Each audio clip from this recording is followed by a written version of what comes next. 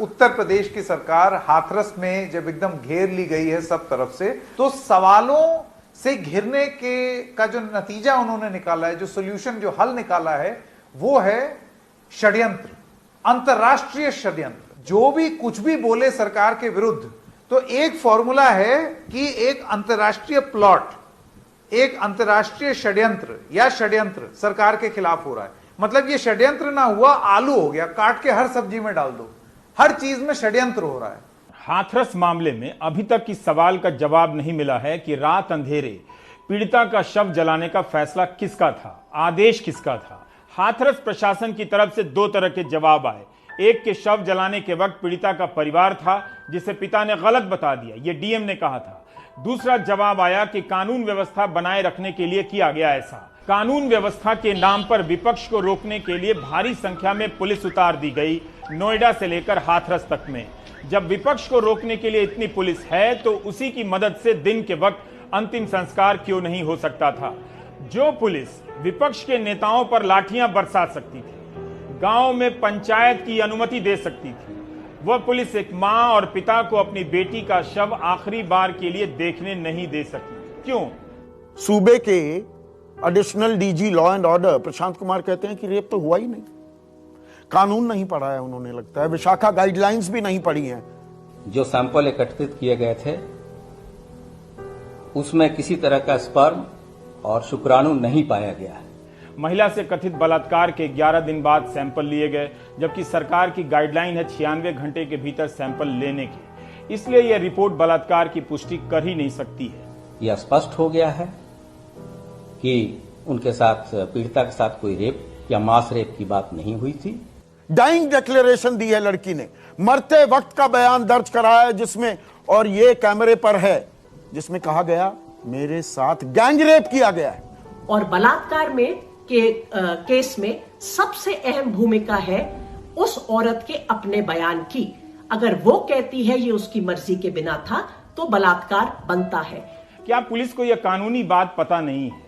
Police ने बलात्कार की पुष्टि नहीं होने की बात कहने में जल्दबाजी क्यों की, जबकि शव क्यों जलाया गया, इसका कोई तार्किक उत्तर अभी तक नहीं दे सकी है। हमने आपको 29 सितंबर को पुलिस के उस दावे के बारे में बताया कि लड़की की रीढ़ की हड्डी नहीं टूटी थी।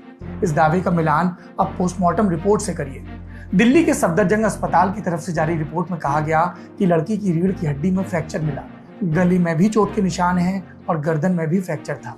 सवाल सरकार के संस्कार का है और विधायक जी लड़की के संस्कार का सवाल उठा रहे हैं। लड़की का संस्कार कैसा हो, कम से कम ये काम इस देश में जो विश्व गुरु हो चुका है, किसी विधायक से पूछकर मत कीजिएगा। मैं एक विधायक के साथ साथ शिक्षक हूँ। ये घटनाएं संस्कार से ही रुक सकती है, शासन और तलवार से रुकने वाला नहीं। सभी पिता और माता का धर्म है कि अपनी जवान और युवती बेटी को भी एक संस्कारित वातावरण में रहने, चलने और वातावरण में अपना व्यवहार, एक शालीन व्यवहार प्रस्तुत करने का तरीका सीखना चाहिए और सिखाना चाहिए। ऐसे बयान हवा में नहीं दिए जाते हैं। बहुत से लोग ऐसा सोचते हैं, उनके लिए बयान दिए जाते हैं। अब आते हैं नार्को टेस्ट को लेकर। मुख्यमंत्री के ट्वीट में नार्को टेस्ट की बात थी, इसे भी आप हिंदी में समझिए। नार्को टेस्ट का संबंध झूठ से है। अगर कोई झूठ बोल रहा है तो नार्को टेस्ट होगा, जिससे पता चले कि सच क्या है। सभी नेताओं का हो जाना चाहिए फिर तो। नार्को टेस्ट की बात लाकर पीड़िता की यातना और बढ़ा दी गई है। जिस परिवार ने अपनी बेटी का शव तक नहीं देखा, अंतिम संस्कार में शामिल नहीं हो सका, वो अब इस टेस्ट से गुजरेगा कि झूठ तो नहीं बोल रहा। और विक्टिम की फैमिली की नार्को एनालिसिस हो, यह बिल्कुल गैर कानूनी है और असंवैधानिक है। पीड़ित परिवार से फोन छीन लिए गए, प्रेस से मिलने से रोका गया। यह सीधा सीधा SC/ST एक्ट के उद्देश्यों का हनन है। अधिकारियों का तबादला या उनका निलंबन इस मामले में कार्रवाई नहीं है। क्या इसके लिए अधिकारियों पर SC/ST प्रिवेंशन एक्ट लगेगा, जबकि साफ साफ लिखा हुआ है कि लगना चाहिए। फोन भी ले लिया आप लोगों से? फोन भी ले लिया है। पुलिस क्या कहाँ कैसे लगी है?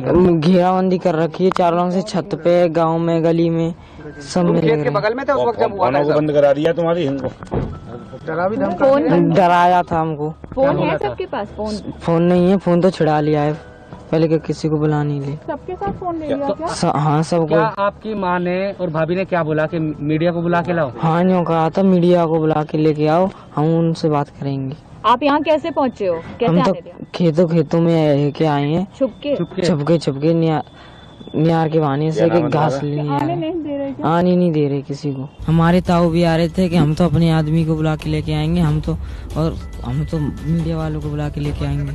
डीएम साहब धमकी दे रहे हैं। उनको धमकी दे रहे हैं, उनको मारा था, उनकी छाती पे लात मारा था, सो उनकी दर्द हो रहा है। उनके डीएम साहब ने मारा, ताऊ को मारा। हाँ, ताऊ बेहोश हो गई थी। इससे ज्यादा दुर्भाग्य क्या हो सकता है किसी देश का कि औरत की अस्मिता, औरत का शरीर, औरत की जिंदगी, उसकी इज्जत चली जाए ताकि हम सत्ता में बने रहें। इसके लिए सारा ड्रामा। आप ये बताइए कि जो आज हाथरस में हुआ, पूरी दुनिया में शर्म से सिर झुका। एक जमाने में मोदी जी बोलते थे कि ये दिल्ली रेप कैपिटल है, पूरी दुनिया के सामने हम शर्मसार हो रहे हैं। वो भी आपने शायद वो क्लिप चलाई थी एक दिन, मैंने सुनी थी। तो क्या ये शर्मसार करने की बात नहीं है?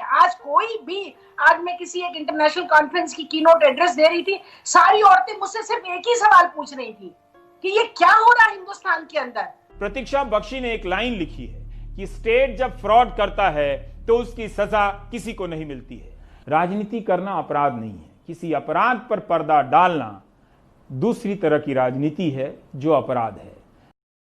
इस वीडियो के सामने आने के बाद सवाल तो बनता ही है, मोदी कहाँ है तेरा 56 इंच? कैसा है तू रेजिग्नेशन दे दे, तू हट जा।